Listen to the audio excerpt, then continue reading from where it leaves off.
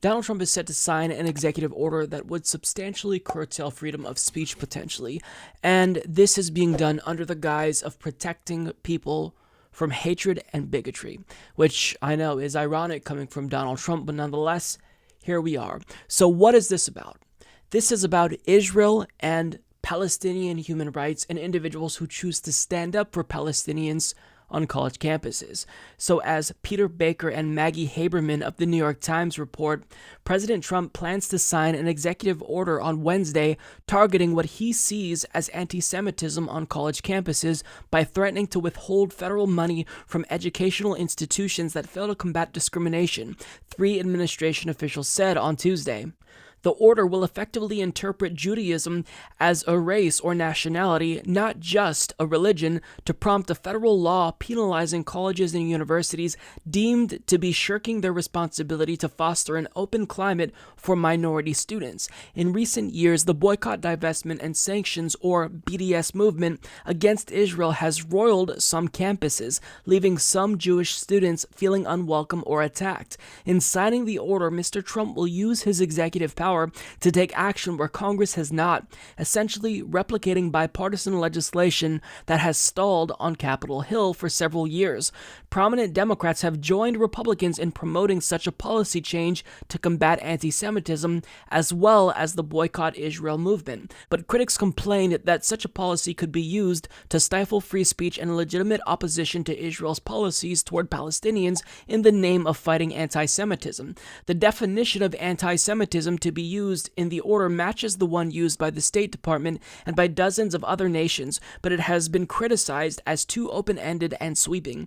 For instance, it describes as anti-Semitic denying the Jewish people their right to self-determination and offers as an example of such behavior, claiming that the existence of a state of Israel is a racist endeavor.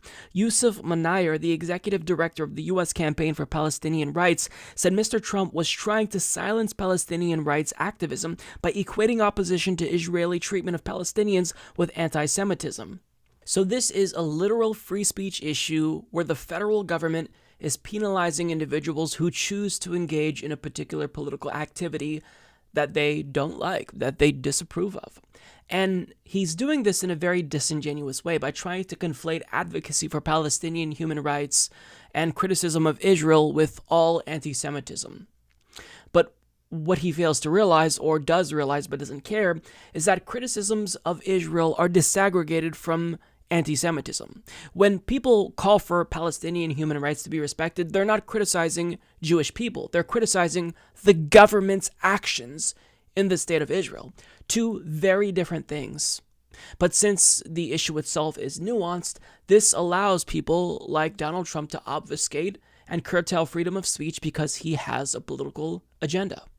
And it's disgusting. And for all the right-wingers who criticize Democrats for weaponizing identity politics, this is the weaponization of identity politics, but they're doing it to hurt marginalized people, namely Palestinians. Now, what Donald Trump is saying as to why he's signing this now is because he has no choice. Basically, he's compelled to sign this executive order because Congress refuses to take action. But ask yourself this. Is action really necessary given that 27 states have already adopted anti-BDS legislation? I mean, is the issue really that urgent?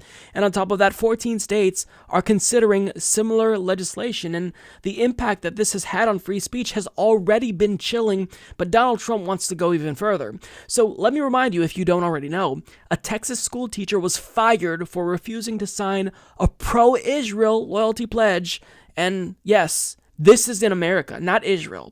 A Texas city refused to give aid to victims of Hurricane Harvey unless they pledged to not boycott Israel. And multiple federal courts have already blocked these types of anti-BDS laws because they're unconstitutional, pretty brazenly so. But regardless, they're still being adopted by other states in spite of how unconstitutional they are.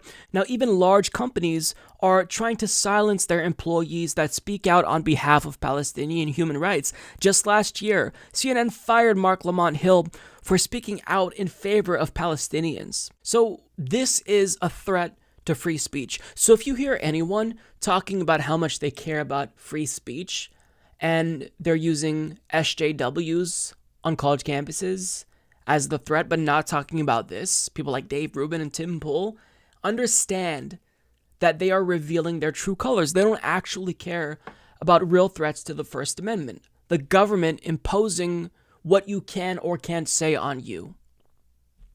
It is absolutely not just unconstitutional, but it's morally repugnant, because people who support BDS, they're doing so for altruistic reasons, because there's no other way to get Israel to stop their illegal occupation of Palestine. So they're using a tactic that ended apartheid in South Africa with hopes that that will put pressure on the Israeli government, not Jewish people, but the Israeli government, and end, the apartheid that's going on in Israel currently. But regardless, it doesn't matter what the context is. Regardless of nuance, if you speak out against Israel, you will be deemed anti-Semitic according to Donald Trump here and the State Department's definition of anti-Semitism. Now, that's not to say that anti-Semitism isn't a threat, because there has been an increase of anti-Semitism, and this is something that should worry everyone, right? But Donald Trump is targeting the wrong people here. If you're truly concerned with anti-Semitism, what we need to do is target these far-right groups, the fascists, who are increasingly, gaining more influence in the United States and other European countries. That's where the anti-Semitism is coming from. It's not coming from pro-peace activists, because a lot of people who stand up for Palestinian human rights are Jewish citizens, or they are in the state of Israel. So it's preposterous to say that any and all criticisms of Israel is tantamount to anti-Semitism, because if you apply that standard to any other country, think of the implications. So if you say that any and all criticism of the Saudi government and their various human rights abuses is tantamount to Islamophobia, well then we can't speak out about their human rights violations and how they literally execute LGBTQ people. Or if we say that any and all criticism of the Chinese government is tantamount to racism, I guess we can't speak out on behalf of all the protesters in Hong Kong who are fighting for democracy and demanding democracy. Do you understand why this is a slippery slope in a way? And I get that slippery slope is a logical fallacy, but when it comes to the precedent that our government sets, really a slippery slope is something that you can't argue, because once we start doing this, then understand that when we start questioning, the weapons deals that we continue to sell to Saudi Arabia, well, if the government doesn't like that we're speaking out against that, then they can say, well, if you criticize Saudi Arabia, then you're Islamophobic and you hate Arabs. This is a dangerous, dangerous way to frame political discourse. If we disagree with the actions of our government and another government abroad, we should be able to vocalize our concerns without the fear that there will be repercussions for our actions. That's the crux of free speech. That's what the First Amendment was created for. But here we see Donald Trump brazenly violating the First Amendment of the Constitution, and probably not very many people will pay attention, including mainstream media outlets like CNN, who have fired their own employees for speaking out on behalf of Palestinians. So overall, I don't expect this to get much traction in mainstream media, but nonetheless, we still have to talk about this, because this is absolutely dangerous. We're already losing civil liberties and civil rights in this country. We already have the government spying on us. We're doing torture. So we've already eroded the Fourth and Eighth Amendments to our Constitution. Let's not allow the First Amendment to also be, taken away from us with absolutely no fight. Let's actually push back and fight for what's right, because those who are on the side of BDS, they're taking the right stand, just as people who were against apartheid in South Africa were taking the right stand and had the right strategy to put pressure on a government who was oppressing its people. I just hope that people speak out, on this issue if they truly care about free speech. But I suspect individuals like Dave Rubin will remain silent because, they only talk about free speech when it benefits them. They don't want to talk about it if it runs counter to their anti-SJW narrative.